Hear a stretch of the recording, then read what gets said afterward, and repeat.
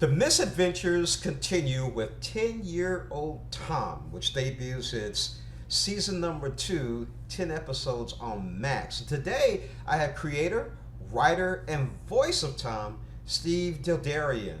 Good morning, Steve. How are you? Pretty good. How are you? Doing good. So, first of all, tell us about 10-year-old Tom in the first season first.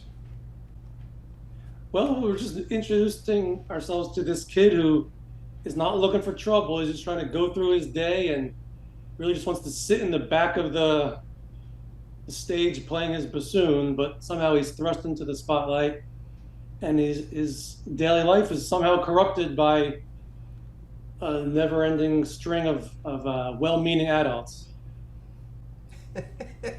Sounds like a 10-year-old. What can we expect to see in season 2? It's just his year just seems to be getting worse and worse because now that people see that he's struggling and see the kind of history he's had, they want to help even more. All these people, no matter how messed up they are, at their core, at their heart, they want to help the kid. Even the weirdest, most corrupt character in this show, if you break it down, they're trying to help, like anyone really is. They just don't see the error of their ways. They don't see how weird and messed up their opinions are. Like most of us don't. You know, it's most people don't realize the bad example they might be, making for a kid just by being themselves every day.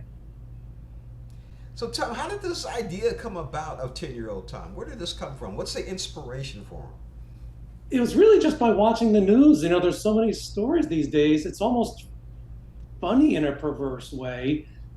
The amount of headlines of people just misbehaving in bigger and more wrong ways.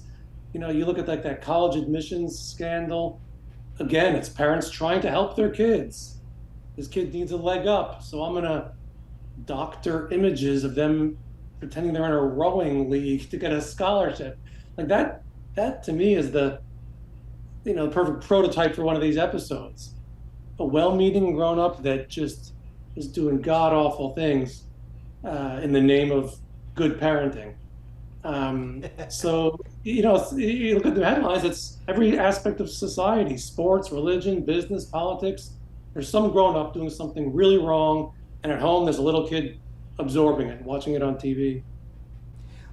I want to go back a little bit. Let's talk about your career at Budweiser and advertising. How did you come up with the Budweiser Lizards ad? That was just one of those things there.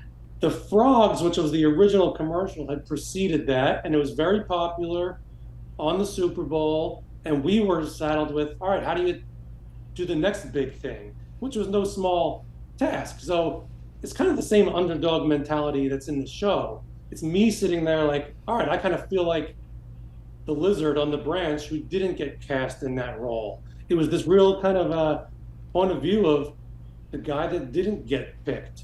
What's his take on this? What's his comedic take on it?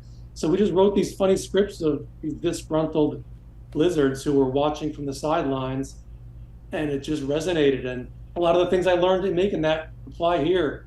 We did so much improv in the voice tracks. It was all very grounded and real for that kind of thing, and it really paved the way for making these shows. It sounds like it. Been speaking today with Steve Dildarian, excuse me, creator, writer, and voice of Tom and 10-year-old Tom. It's the second season on Max. Steve, thank you so much for joining us on Morning Blend. And you are right.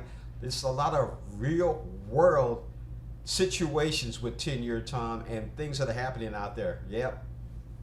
Yeah. Well, thanks so much for having me. Thank you. All right.